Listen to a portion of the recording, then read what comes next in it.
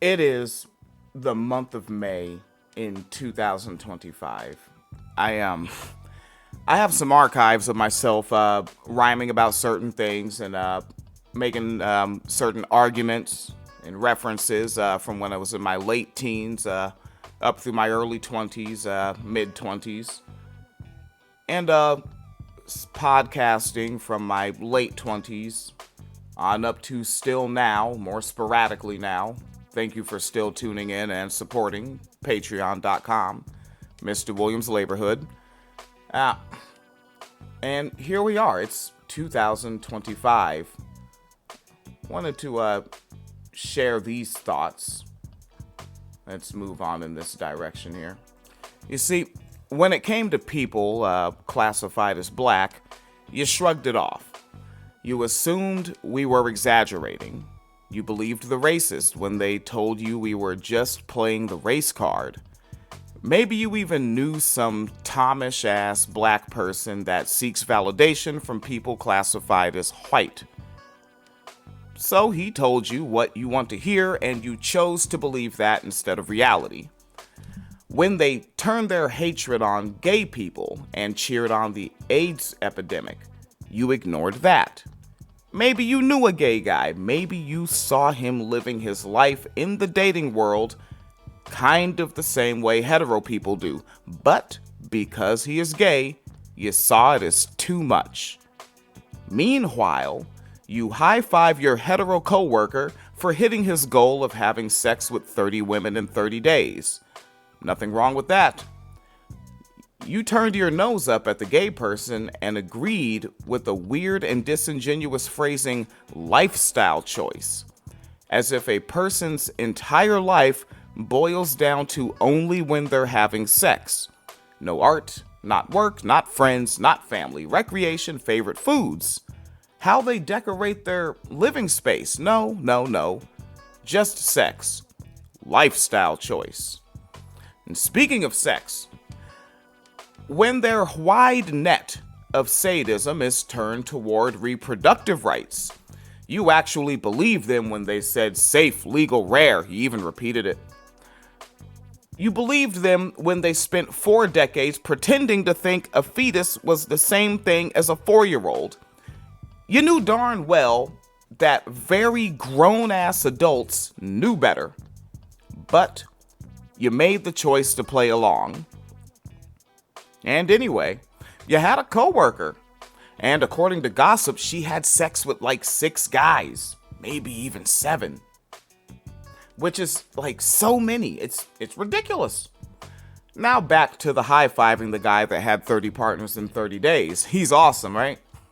But her, she's just being irresponsible and maybe shouldn't be having so much sex. You believe there should be some consequences. For her, of course. When they turned their vitriol towards trans women, a gang of y'all just happily joined them. From my vantage point, it looks like y'all were already transphobic and just wanted someone to be transphobic with. Anna Kasparian? When folks like us tried to tell you that shit is whack and you have absolutely zero actual reason to join the transphobic hate mobs, you would nod along. Maybe agree with some of the points. Then you start excusing it again. But you love Harry Potter. But you like Joe Rogan. But maybe the pride flag shouldn't be in an elementary school. But maybe they shouldn't read at a library to excited kids whom are there with their parents. You let the transphobic parent convince you that they are the universal parent of all children. Little by little, you kept opening that door, a little wider, slightly more ajar. Finally, just enough for the transphobe to kick it all the way open and bring in the rest of their interesting ideas. It's exhausting. They just kept building that big smiley-faced Jesus-loving Trojan horse until you let it in. Then they jumped out, and now we're being swarmed. Now you're making your surprised face when they ignore the courts, when they suspended the Constitution, habeas corpus, that old due process there. But let's keep in mind, it's 2025. And that every time you shrugged off a police officer deciding that they get to execute a black person, that was also denial of due process. For over a decade now, you've seen countless videos of due process fatally denied in video. And today, you're making your surprised face. I'm not mad, I'm just disappointed. But maybe I'm the real naive Pollyanna here, because I knew what they were about. I was just foolish enough to think that you did too. We are still here. I still actually like the podcasting thing. I like creating audio. Very hard for me to do video, but I would still like to get into that YouTube deal there and, get some of the material out there as well. As some of you may have noticed, I've been working on Daria retrospectives, trying to get Phoenix Calida to do analysis videos of how sex workers are represented in entertainment media, beginning with an episode of Murder, She Wrote, Season 2, I think. We already looked at it. I'm going to begin writing the script for Phoenix Calida this weekend. I'll still do the news, but when I did the news over the years, a lot of it I was trying to be a part of what people were delivering as a warning. Right, way before, before this Trump thing, you had, who was it, Mitt Romney, right? Remember, he wants to defund Big Bird. Republicans were already going after PBS. That's not a new Trump thing. Republicans were already corrupt. That's not a new Trump thing.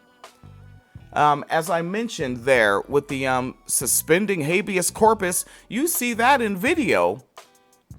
Habeas corpus has been suspended by the bullet on a very regular basis.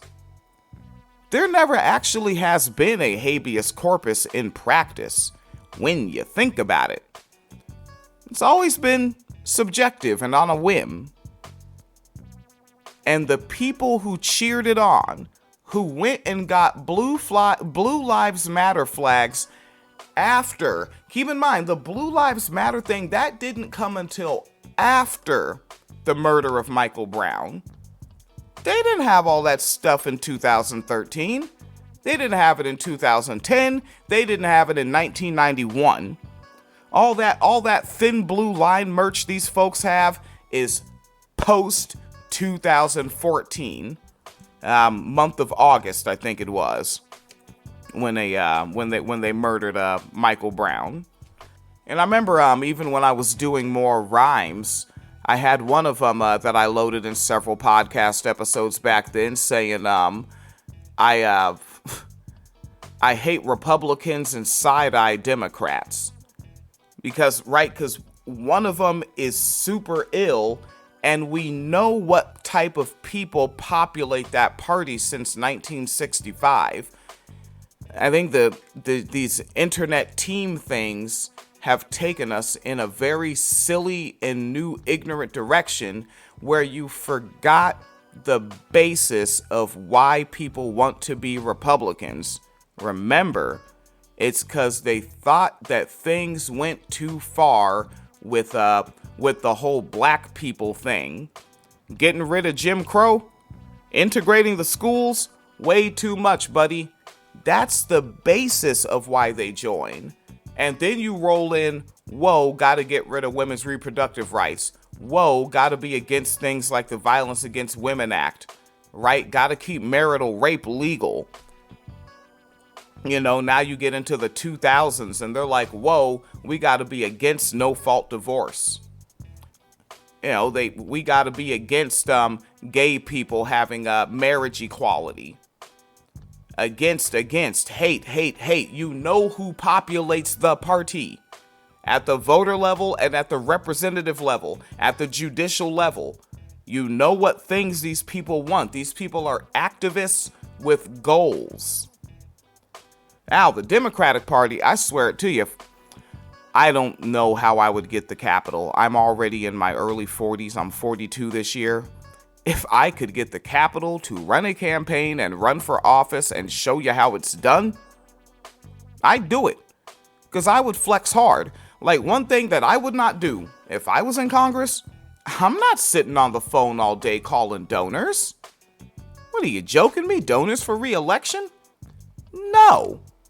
I'm going city to city, state to state, town to town, county to county, finding out who wants to primary a sitting member, and then come in hard from what we call the left, right? And actually get on the floor and argue hard, get in the committees and go hard, because that's who the voters will vote for in the primary.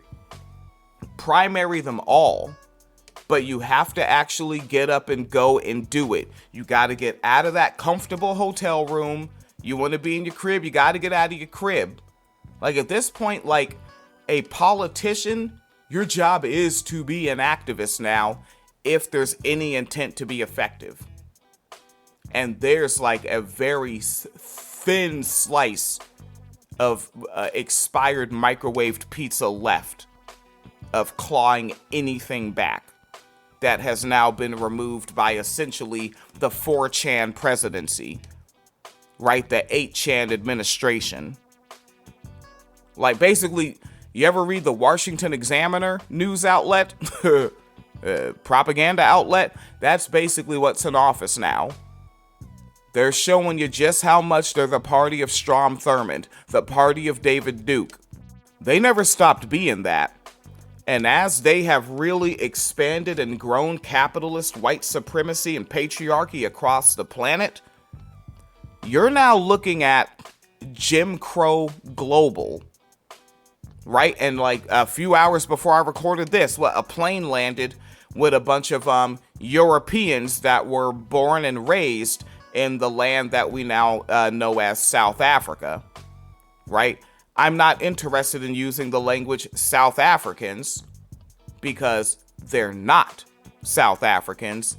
They are Europeans that just happen to be born and grow up in the land that we know of as South Africa.